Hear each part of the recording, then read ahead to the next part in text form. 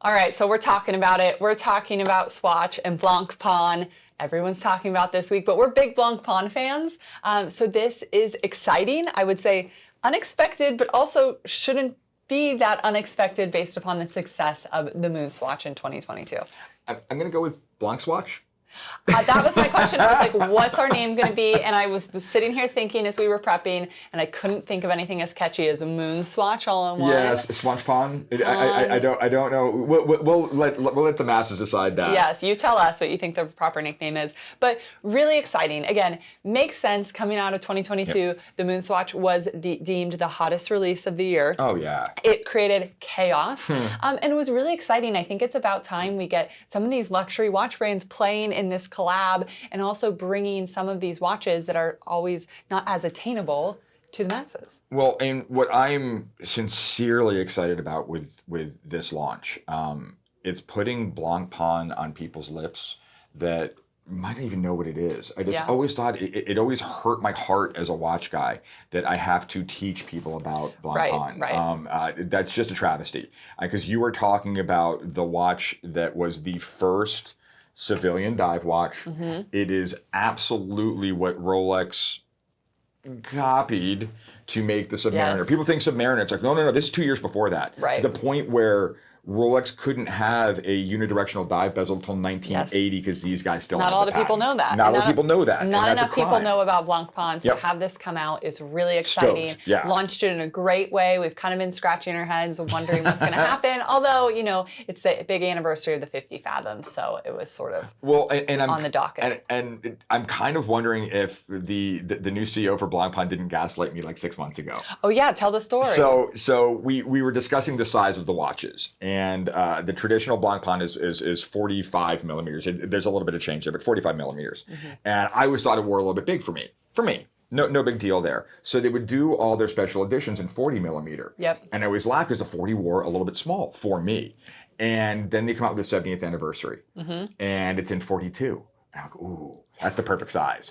But even working in the industry for 20 years, I'm not in a position to get that watch. So the new CEO kind of led me to believe that there was a 42 millimeter traditional Blancpain coming out in like core product in a non-limited edition. Right. Was he talking about this? I think he was. Yes. That's incredible to me. And what a great tease. You should have thought of this, George. I should have dug in harder. Maybe I didn't. So far from what we can see, the launch looks spectacular. Mm-hmm. 5 pieces. Yes. 5 different oceans. Yes. The little thing that made me smile the hardest, it's a System 51. For those of you who don't know, Swatch years ago came out with their automatic movement. And I shouldn't even air quote, it's an automatic movement. Yeah. Done very, very simple, like Swatch would do. As simple as you can make an automatic movement, but 90-hour power reserve. Love that. Yeah, that's fantastic. But Blancpain has never done a quartz watch and never will, as they will boldly tell you in the majority of their advertising. So I loved that, to do a System 51 exhibition back. Yeah. The paint jobs are fantastic.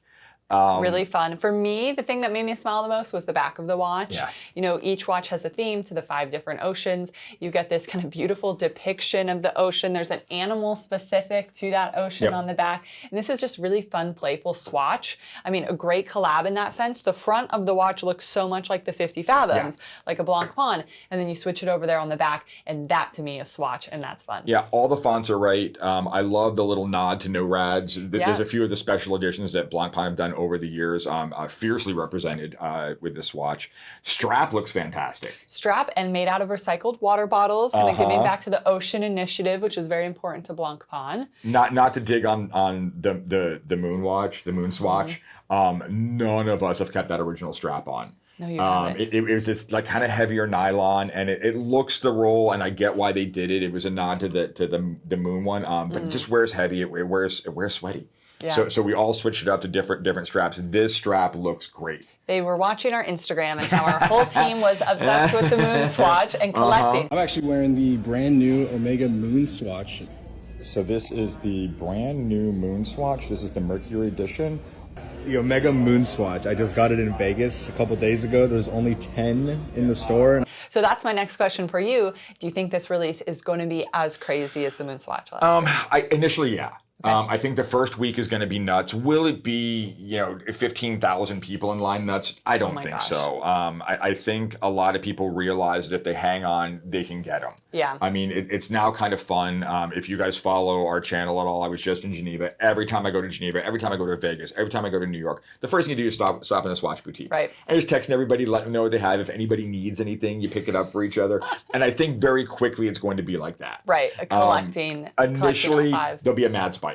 Yeah. They'll be going for 2 or 3 times retail right off the bat. But do you think many of those sold? I mean, I think the chaos last year, I was in Paris actually when this dropped, and I was like, oh, a couple hours before the store opens, let me just go by and see what's happening. I could not find the end of the line. I walked 6 blocks, and I was like, I don't have this in me. I'm going to wait. Yeah. But I think that all that mad rush was for people trying to resell initially. There was definitely a lot of that. Yeah. There's one friend of mine in particular who waited out in Vegas for like almost 2 days, and he got a Mars in that first wave, and he sold it for something like $4,000. And really? he sold it. Yeah, no. He was So there people to were buying flip it. them for that much. Yeah. And that's not my scene. Maybe go get in line then. It's so funny. I resell watches for a living, and that's not my scene. Right. I bought mine to keep them, give them away as gifts. It's that perfect price point. Yeah. I absolutely love that. I'm really, really excited to see these. I'm excited to try the size. Yep. The bioceramic, I want to see what that bezel feels like. I've seen a couple of videos. A couple of people got some sneak peeks. We're not in that market just yet. Right. Maybe someday. Come on. But I am super stoked on this watch. It's The gonna be colorways really are fun. phenomenal. That blue one's gonna have to come home with me. But maybe the gray. I know we talked about not waiting in line, then I'm like, but you could go wait in line for us this weekend and let us know. Final question. So we've kind of picked up on the theme, right? We've got Omega, we've got Blancpain. What do you think would be next for a Swatch collab? Swatch Group. Yeah. Who knows? A Breguet. Oh. I mean, that's kind. I don't know if they'll ever mess with that brand. I don't know. That'd be too much. But how cool would that be to see like a Type 21 Swatch? Yeah.